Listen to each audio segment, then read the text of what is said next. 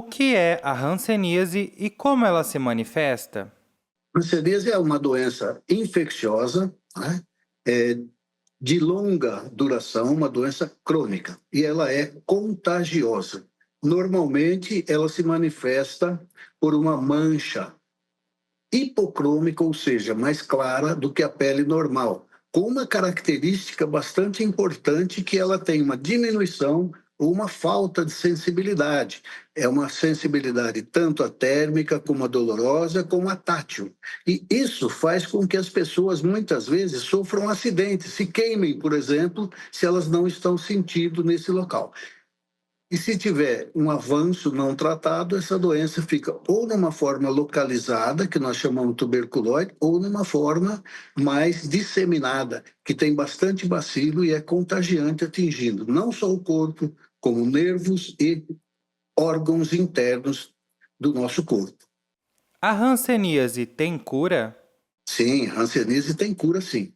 Nós tratamos com 3 drogas, né? Nos paucibacilares, que são as formas iniciais, e as formas localizadas com essas 3 drogas por 1 ano, por 6 meses, desculpa, e as multibacilares, que são os pacientes mais que têm uma possibilidade de contagiar outras pessoas por 1 ano. Mas, assim que se inicia o tratamento, eles deixam de transmitir a doença. Como a hanseníase é transmitida? As pessoas, através da saliva, dos espirros, da tosse, essas gotículas veiculam o bacilo, né? O bacilo de Hansen. Então, atingindo as outras pessoas que estão perto delas.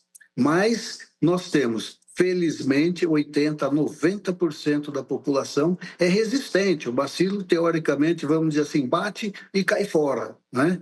Algumas pessoas dessas resistentes acabam adquirindo a doença também, mas é um pouco mais difícil, menos provável, mas adquire, porque é mais ou menos metade de pacientes resistentes que têm a doença e a metade de pacientes que não têm essa resistência. Então, através da tosse, do espirro e sempre num ambiente mais fechado, né, mais longo e prolongado, dentro de um ambiente mais familiar.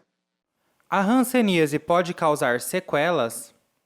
A hanseníase pode causar sequelas, sim. Em primeiro lugar, desde que ela tenha atingido os nervos, porque aí elas podem ter um processo inflamatório, uma neurite, até com destruição do nervo, uma sequela permanente nesses casos, né? E aí, então, a pessoa se queima, se machuca, pisa em prego, em pedra, pega coisa quente, aí sim ela não está sentindo e ela tem alguns acidentes com essas coisas. Daí chama-se prevenção de incapacidade. Nós temos a obrigação de fazer o diagnóstico, fazer o tratamento e fazer essa prevenção de incapacidade para o paciente, né, quando ele não sente. E também alguns órgãos internos são acometidos, mas nós temos, por exemplo, o olho, né, se for acometido e tiver um processo, uma reação aguda nesse local, ela pode levar até a cegueira. Como apoiar alguém com hanseníase e minimizar o preconceito?